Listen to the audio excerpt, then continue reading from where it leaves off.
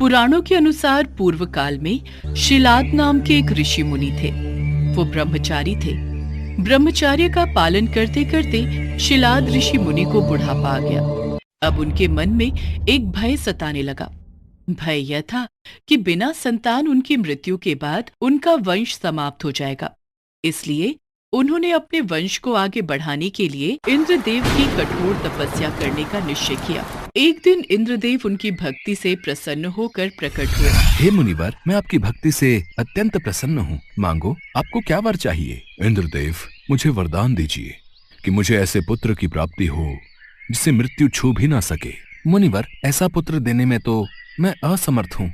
आपकी ये इच्छा तो केवल देवों के देव महादेव ही पूरी कर सकते हैं। आप महादेव की तपस्या कीजिए, वो आपकी मनोकामना जरूर पूरी करेंगे। इंद्रदेव के कहे अनुसार शिलाद घने जंगलों के बीच बैठकर महादेव की कठोर तपस्या में जुट जाते हैं और कई सालों की कठोर तपस्या के बाद उनकी भक्ति से प्रसन्न होकर महादेव उनको दर्शन देते हैं। शिलाद, हम तुम्हारी तपस्या से प्रसन्न हुए।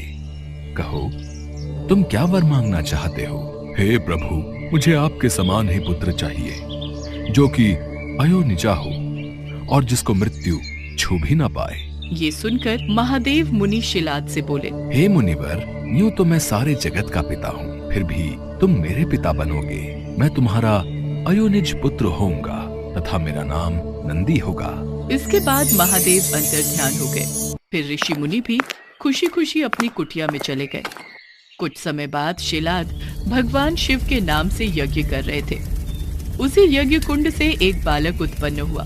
उस बालक का मुख बेहद ही मनमोहक और लुभावना था। वाह, कितना मनमोहक और सुंदर अंश है मेरे शिव का। अब तो ऋषि शिलाद की प्रसन्नता का कोई ठिकाना ही नहीं था। वह उसे अपने साथ घर ले आए और उसका लालन पालन करने लगे। देखते ही देखते नंदी बड़ा हो गया। 5 साल का होते ही शिलाद मुनि ने नंदी को संपूर्ण वेदों और अन्य शास्त्रों का भी अध्ययन करवाया। और फिर जब वो 7 वर्ष का हुआ तो एक दिन ऋषि शिलाद के घर मित्र और वरुण नाम के 2 सन्यासी आए।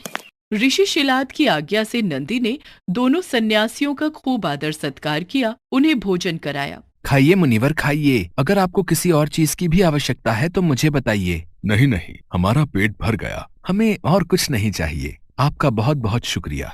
ऋषि शिलाद के घर मिले इस सेवा भाव से दोनों सन्यासी अत्यधिक प्रसन्न हुए। जाने से पहले दोनों सन्यासियों ने शिलाद ऋषि को लंबी उम्र और खुशहाल जीवन का आशीर्वाद दिया और नंदी को बिना आशीर्वाद दिए ही जाने लगे। अगर आप बुरा न मानो तो मैं ये जान सकता हूँ कि आपने मुझ बूढ़े को तो आशीर्वाद दे दिया, लेकिन मेरे बेटे नंदी को नहीं। तब सन्यासियों ने बताया, हमें ये बात कहते हुए बेहद ही दुख हो रहा है, लेकिन सच तो यह है कि नंदी अल्पायु है, अर्थात उसकी आयु बहुत कम है। हाँ मुनिवर, उसके पास केवल 1 वर्ष का ही समय है। आपके इस पुत्र की आयु बहुत कम है, इसलिए हमने इसे कोई आशीर्वाद नहीं दिया। उन दोनों सन्यासियों की बातें सुनने के बाद अंदर जाकर शिलाद ऋषि नंदी को गले लगाकर फूट फूट कर रोने लगते हैं। तब नंदी अनजान बनते हुए उनसे पूछते हैं, पिताश्री, आपको ऐसा कौन सा दुख आ पड़ा जो आपका शरीर इस तरह कांप रहा है और आप फूट फूट कर रो रहे हैं? पुत्र, सन्यासियों ने बताया कि तुम अल्पायु हो और इस बात से मैं बेहद दुखी हूँ। तुम ही बताओ, मेरा ये दुख कैसे दूर होगा? पिता के मुख से ऐसी बातें सुनकर नंदी हंसने लगता है और कहता है, आपने मुझे स्वयं भगवान शिव के आशीर्वाद से पाया है, तो मेरे इस जीवन की रक्षा भी भगवान शिव ही करेंगे। आप इस बात की बिल्कुल भी चिंता न करो। फिर अगले दिन नंदी अपने पिता से आज्ञा लेकर महादेव की तपस्या करने के लिए भुवन नदी पर चले गए और वहां पहुंचकर वो नदी किनारे बैठकर शिव जी की कठोर तपस्या करने लगे। बालक नंदी की कठोर तपस्या देख महादेव कुछ समय बीत जाने के बाद नंदी के समक्ष प्रकट हुए, परंतु जब नंदी ने महादेव को देखा तो वो भूल ही गए कि वो लंबी उम्र के लिए तप कर रहे थे। तत्पश्चात महादेव ने कहा, नंदी पुत्र, मैं तुम्हारी तपस्या से बेहद ही प्रसन्न हूँ। मांगो, तुम्हें क्या वर चाहिए वत्स? प्रभु, मैं ताउम्र आपके सानिध्य में रहना चाहता हूँ। मुझे सदा के लिए अपने चरणों में जगह दे दीजिए। हे शिलानंदन, तुम्हें मृत्यु का भय कहाँ? तुम तो मेरे ही समान हो। तुम अजर अमर बनकर सदा मेरे संग ही रहोगे। तुम पर सदा मेरा प्रेम बरसता रहेगा।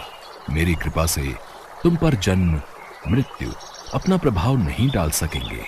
तत्पश्चात शिवजी ने पार्वती माता से कहा, हे देवी, मैं नंदी का अभिषेक करके इसे गणाध्यक्ष बनाना चाहता हूँ। इस विषय में आपकी क्या राय है? महादेव, आप नंदी को गणाध्यक्ष पद प्रदान कर सकते हैं, क्योंकि परमेश्वर यह शिलानंदन मेरे लिए पुत्र सरीखा है। इसलिए नाथ, ये मुझे बहुत ही प्यारा है। महादेव ने अपने अतुल बलशाली गणों को बुलाकर उनसे कहा, गणनायकों, आज से ये नंदीश्वर तुम लोगों का स्वामी होगा। मैं धन्य हो गया प्रभु, मैं धन्य हो गया। इस प्रकार नंदी के समर्पण से प्रसन्न होकर भगवान शिव ने नंदी को पहले अपने गले लगाया और उन्हें बैल का चेहरा देकर उन्हें अपने वाहन, अपने गुणों में सर्वोत्तम के रूप में स्वीकार कर लिया। और तभी से शिव जी की मूर्ति के साथ नंदी की प्रतिमा भी स्थापित की जाती है। ऐसा माना जाता है कि शिव जी तो हमेशा ध्यान में लीन होते हैं, वो हमेशा समाधि में रहते हैं। इसलिए नंदी के कानों में बोलकर उनके भक्तों की आवाज उन तक नंदी ही पहुंचाते हैं। एक समय की बात है, भानुपुर नामक गांव में शंभू नाम का एक किसान रहता था। शंभू भगवान शिव का बहुत बड़ा भक्त था।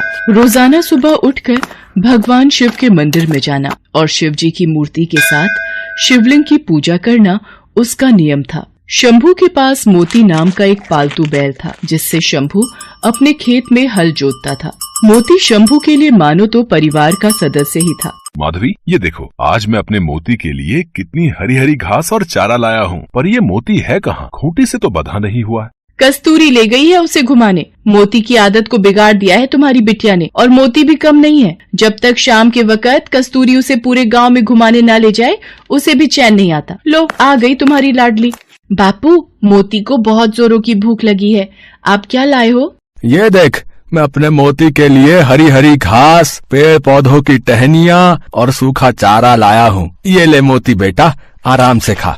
मोती चारा खाकर कितना खुश हो रहा है माँ बापू। मेरा बच्चा, मेरा मोती, ये तो हम सबकी जान है। मोती बैल शंभू और उसके परिवार का लाडला था। मोती खेतों को जोतने में शंभू की बहुत सहायता करता था। लगभग सारा काम खेतों का शंभू मोती की सहायता से निपटा लेता था। कुछ गांव के लोग शंभू की सफलता से जलते थे, जिनमें से एक था हरिया, जो शंभू से बहुत ईर्ष्या करता था। ऐसे ही एक दिन, अरे शंभू, तू सुबह शाम शिव मंदिर में पूजा ही करता रहता है? कुछ देर अपने दोस्तों के साथ भी समय बिता लिया कर। शाम का वक्त है, आ जाता हूँ घड़ी, हमारे साथ भी कुछ खा पी ले। नहीं हरिया भाई, मैं ये सब नहीं लेता हूँ। मैं तो बस भगवान शिव का भक्त हूँ और उन्हीं की पूजा में अपना समय बिताता हूँ। मुझे उसी में खुशी मिलती है। हरिया भाई, मैं देख रहा हूँ शंभू तुम्हारा अपमान कुछ ज्यादा ही करने लगा है। हाँ, तुम उसे 2 घड़ी अपने पास बैठने के लिए कहते हो और वो तुम्हें साफ लफ्जों में मना करके हमेशा चला जाता है। तुम क्यों उसे बार बार कहकर अपनी इज्जत गिरवाते हो भाई? हैं? हरिया गुस्से में घर आ जाता है। कुछ दिनों बाद शंभू की बेटी के रिश्ते की बात चलती है और लड़के वाले कस्तूरी को देखने आते हैं। देखो शंभू भाई, मैंने तुम्हारा गांव में बहुत नाम सुना है। तुम्हारा परिवार भी बहुत अच्छा है और हमें कस्तूरी बिटिया जैसी बहू ही अपने बेटे के लिए चाहिए। एक काम करते हैं, शादी के लिए 3 महीने बाद का कोई अच्छा मुहूर्त देखकर तारीख रख लेते हैं। क्यों, ठीक रहेगा ना? अब लक्ष्मीचंद जी, जैसा आप ठीक समझे। लड़के वाले कस्तूरी से रिश्ते की बात पक्की करके चले जाते हैं। आपने लड़के वालों से कह तो दिया, पर 3 महीने में हम इतने पैसे शादी के लिए कैसे जोड़ पाएंगे? तुम चिंता मत करो माधवी, मैं और मोती मिलकर कुछ ही दिनों में नई फसल पर काम कर लेंगे। फिर उस फसल को बेचकर अच्छे पैसे मिल जाएंगे। फिर हम आराम से कस्तूरी की शादी कर सकते हैं। अब तुम मोती का भी ज्यादा ख्याल रखा करो, वो भी हमारे साथ बहुत मेहनत करता है। तुम चिंता मत करो, मैं मोती का ध्यान रखूंगी। कस्तूरी की शादी की बात पक्की होने की खबर हरिया को लग जाती है। वो इस बात को बर्दाश्त नहीं कर पाता है। मेरा अपमान करके शंभू इतना खुश कैसे रह सकता है? इसकी सारी खुशी उसी बैल में है। उसी बैल के भरोसे ये हवा में उड़ रहा है। ये सोचता है कि बैल की मदद से ये अच्छी फसल उगा लेगा और अपनी लड़की की शादी कर देगा। मेरे होते हुए ऐसा कभी नहीं हो सकता। कई बार इस शंभू ने गाँव वालों के सामने मेरा अपमान किया है। आज रात मौका देखकर इसके बैल का काम तमाम कर दूंगा। हाँ। आधी रात के वक्त जब सब सो रहे थे, तब हरिया उठा और उसने शंभू के घर जाकर मोती के चारे में जहर मिला दिया। सुबह जब शंभू की आंख खुली तो उसने देखा, ये क्या हो गया माधवी? कस्तूरी बिटिया जल्दी आओ, देखो हमारा मोती बेसुध पड़ा हुआ है, इसके मुंह से झाग निकल रही है, कहीं इसने कुछ गलत तो नहीं खा पी लिया। हे शिव शंकर, मेरे मोती को ये क्या हो गया? हे भोलेनाथ, हमारा मोती नहीं मर सकता, इसे कुछ नहीं हो सकता। बाबा मोती को क्या हो गया? मोती कुछ बोल क्यों नहीं रहा? हे भोलेनाथ, ये क्या अनर्थ हो गया? हमारा मोती इस दुनिया से कैसे जा सकता है? हमारा मोती, हमारा बच्चा। मोती के मर जाने से शंभू, माधवी और कस्तूरी तीनों का बहुत बुरा हाल था। एक दिन शंभू भगवान शंकर के मंदिर में सिर पटक पटक कर खूब रोया। हे ईश्वर, मेरे मोती को क्या हो गया?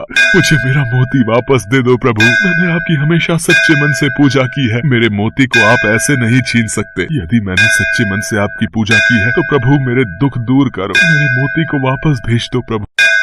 शंभू भगवान शंकर की मूर्ति के आगे बिलक बिलक कर रो रहा था। तभी उसे मंदिर के द्वार पर एक बैल आता दिखाई दिया, जो देखने में बिल्कुल मोती के जैसा ही था। मोती? हे ईश्वर, ये बैल तो बिल्कुल मेरे मोती जैसा है, आसपास तो इसका कोई मालिक दिखाई नहीं दे रहा, ये कहाँ से आया है? हे प्रभु, ये आपकी कैसी लीला है? आपने मेरे लिए मेरे मोती जैसा हूबहू एक बैल भेज दिया।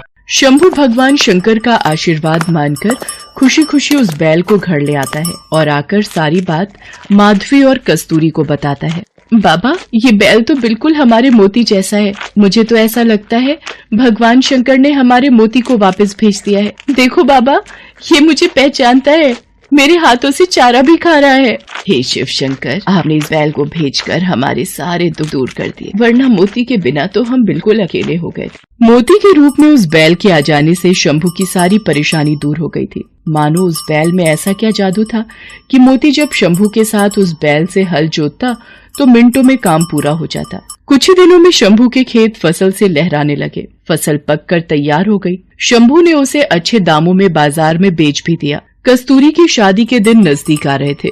शंभू उस बैल की मदद से खेत पर बहुत जल्दी काम करने लगा था। ये बात जब हरिया को पता चली तो उसने दोबारा अपनी चाल चलने की सोची। शंभू की तो खुशी का ठिकाना ही नहीं है, बड़े जोर शोर से अपनी बेटी की शादी की तैयारियां कर रहा है। इसके पास दूसरा बैल जब से आया है तब से ये ज्यादा खुश दिखाई दे रहा है। मुझे इसके दूसरे बैल को भी मारना होगा। सब सो चुके हैं, जल्दी से इस बैल के चारे में जहर मिला देता हूँ, ये भी मोती के पास ऊपर पहुँच जाएगा।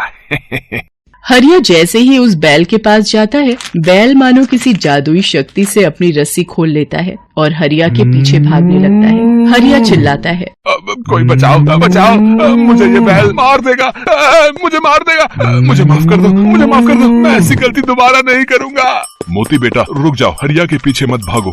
शंभू भाई, मुझसे गलती हो गई, मैंने ही तुम्हारे पहले बैल को जहर देकर मारा था, मैं इसे भी जहर देकर मारने वाला था, पर पता नहीं ये बैल कोई जादुई बैल है, इसने अपनी रस्सियां खोल ली और मेरे पीछे भाग पड़ा।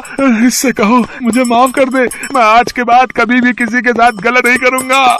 जैसे ही हरिया अपनी गलती मानता है, वो बैल शांत हो जाता है और वापस शंभू के पास लौट आता है। गांव के लोगों की सलाह पर हरिया को उस गांव से निकाल दिया जाता है। हरिया को उसके किए की सजा मिल जाती है। शंभू धूमधाम से अपनी बेटी कस्तूरी की शादी करता है। शंभू और माधवी उस बैल को भगवान शंकर का आशीर्वाद मानकर उसके साथ खुशी खुशी रह